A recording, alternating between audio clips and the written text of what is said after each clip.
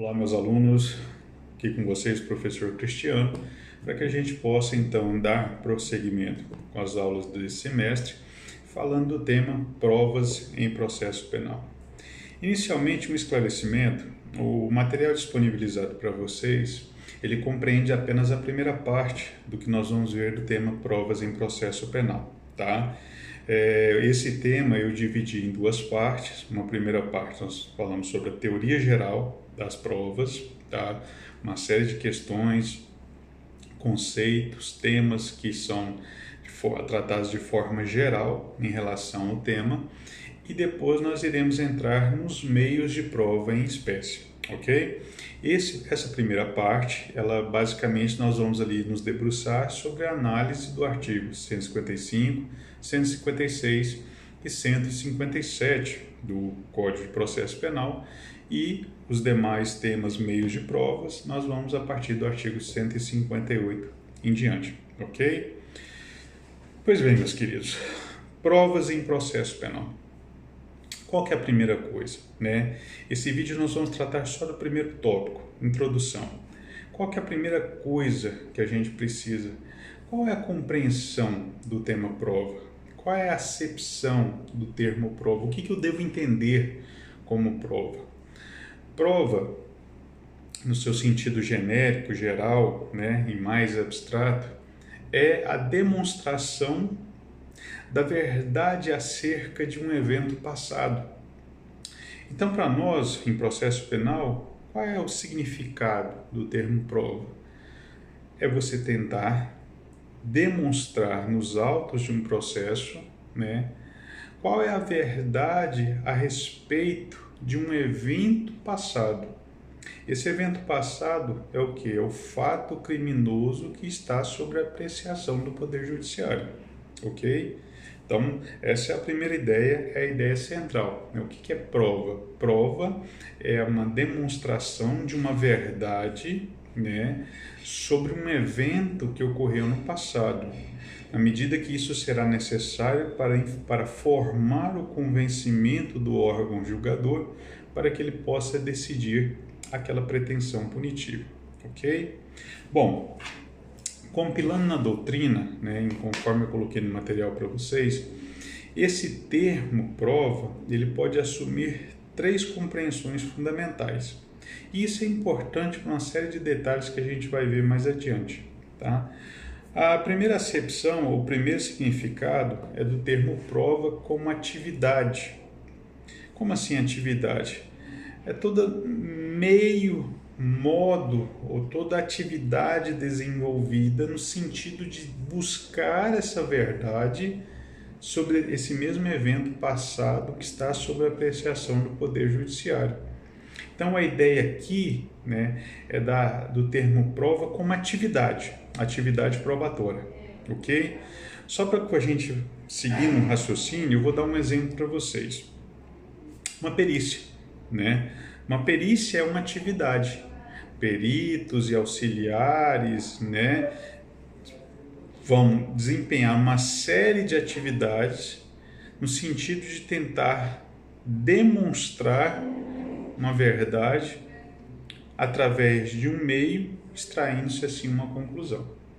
Então, primeiro compreensão do termo prova é prova com atividade, ou seja, um conjunto de atividades desenvolvidas e direcionadas no sentido de tentar demonstrar uma verdade. Exemplo, uma perícia. Bom, a segunda compreensão é do termo prova como meio. Imagine o seguinte, e para a gente seguir uma linha de raciocínio, a partir do momento que você faz uma perícia, um técnico, um expert, um perito, né, por exemplo, da Polícia Técnico-Científica, faz uma perícia, essa perícia, essa atividade precisa ser materializada em um meio, de modo que esse meio preserve tudo que se apurou naquela atividade. Como exemplo, seguindo a lógica, se a atividade é a perícia, o meio é o laudo, O laudo pericial vai ser um instrumento que vai materializar as conclusões, tudo que se apurou naquele procedimento, de modo que isso fique preservado. O objetivo principal do meio de prova é preservar essas informações no processo para que no momento oportuno, naquele que será necessário essas informações, ou seja, o julgador, possa extrair essas informações, valorar essas informações e poder proferir a sua decisão na sentença. Então, prova como atividade, nós temos a perícia. Prova como meio, nós temos o laudo. E prova como resultado, essa é a terceira acepção. E aí, o resultado, o melhor exemplo é, se eu tenho a perícia, se a perícia fica materializada através do laudo, o resultado é a conclusão que consta do laudo, por exemplo. Né? O exame cadavérico é uma atividade. O laudo extraído desse exame cadavérico é o meio. A conclusão desse laudo, dizendo a data provável da morte, as circunstâncias e a causa dessa morte, é a conclusão. Então, prova como atividade, prova como meio e prova como resultado. Essas três acepções, elas são facetas de um todo, né? Mas por que é importante a gente precisa ter essa divisão mental quando a gente estuda sobre meios de prova? Por exemplo, a forma como a prova deve ser produzida, ela está estabelecida como regra na legislação. E aí a gente já volta os olhos para a atividade. E se a atividade ou a forma da produção da prova não ocorrer conforme as exigências legais? Aí nós vamos desaguar lá na frente em uma outra questão que nós vamos estudar em relação às provas ilícitas. Então é importante a gente ter esse vislumbre da prova como atividade, porque se a atividade não ocorrer em conformidade com a lei, nós estaremos esbarrando provavelmente numa situação de uma prova que foi produzida de forma ilícita. Também prova como meio, né?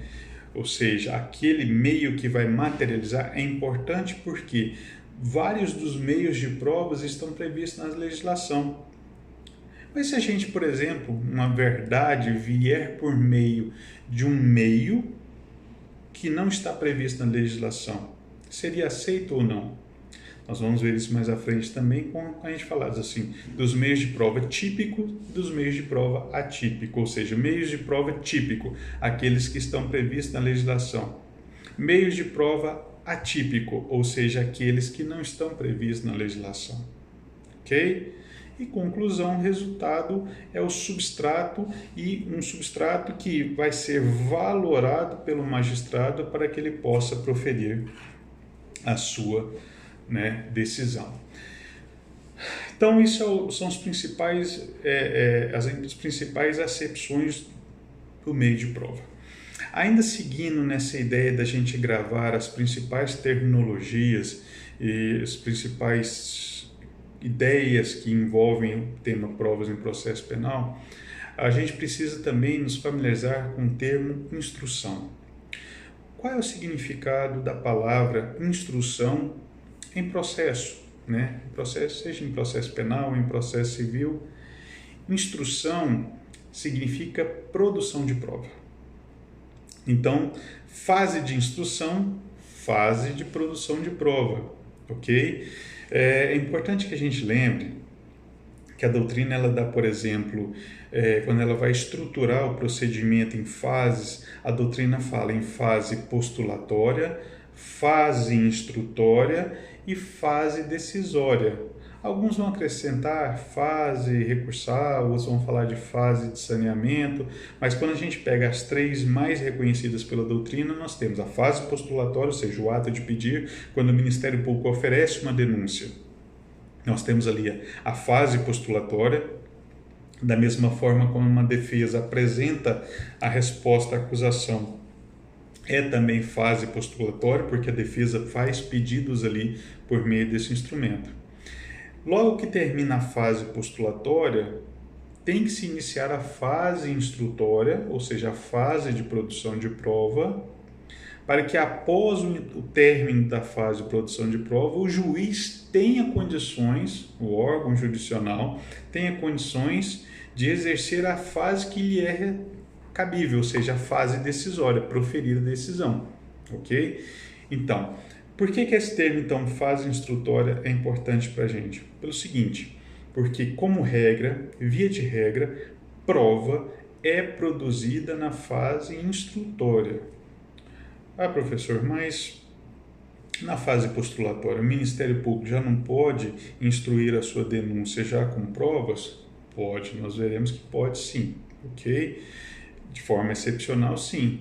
Professor, mas eu já vi o Ministério Público oferecer denúncia que já vem acompanhado com um calhamaço de documentos, uma série de coisas. Daqui a pouquinho nós vamos entender a diferença entre prova e elemento de informação, tá? Mas não significa que na fase postulatória as peças postulatórias não possam já vir instruídas com provas, meios de prova, ok? Mas como regra, prova é aquilo que é produzido na fase de instrução, ok? Pois bem, além da fase de instrução, né, e a gente entende como fase de instrução probatória, até para que possa tirar essa dúvida, né, mas vem ou não acompanhado de provas já na fase postulatória, ou se a gente pensar, provas poderiam estar sendo produzidas ainda na fase de investigação? Bom, então, outra terminologia que é fundamental a gente entender a distinção, e aí a gente já começa a entrar diretamente no Código de Processo Penal, é distinguir prova de elemento informativo. Tá? Como assim, professor? Veja só, se a gente olha o que está escrito no artigo 155 do Código de Processo Penal, ele mesmo possui a seguinte redação: o juiz formará sua convicção pela livre apreciação da prova produzida em contraditório judicial, não podendo fundamentar sua decisão exclusivamente nos elementos informativos colhidos na investigação, ressalvadas as provas cautelares, não repetíveis e antecipadas. Então, meus amigos, nós vamos agora, no próximo vídeo, nós vamos aprofundar então essa questão. Mas de antemão eu já digo para vocês, o que é prova? Prova é essa atividade de busca da verdade sobre um evento passado que vai ser materializada em um determinado elemento reconhecido pela nossa legislação, que vai trazer uma conclusão. Mas isso quando ocorre na fase de instrução, como regra, né, e sobre o crivo do contraditório e da ampla defesa. O principal elemento que vai distinguir o que é prova de um mero elemento de informação é que prova só é aquelas informações colhidas, serão somente aquelas informações colhidas, quando colhidas sob o crivo do contraditório e da ampla defesa.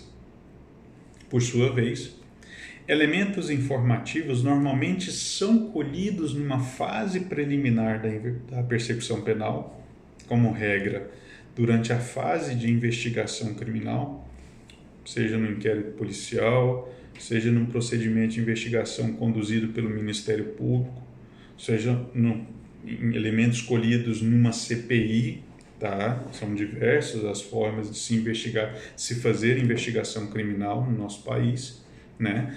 Mas quando colhidas pela autoridade responsável pela investigação, nós já sabemos que durante a fase de investigação não há o contraditório e o exercício da ampla defesa.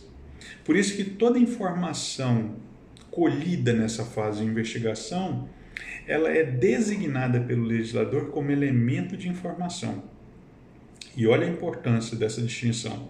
O legislador é bem claro em dizer, no artigo 155 que a gente acabou de fazer a leitura, que o juiz, ao proferir a sua decisão, ele não pode se fundamentar com base na verdade tão somente colhida nos elementos informativos. E por que não pode? Porque não houve o exercício do contraditório e da ampla defesa. Então essa distinção é fundamental. Agora, esses elementos de informação têm uma finalidade, têm uma função? Claro que tem. Primeiro, para dar subsídio à formação da justa causa.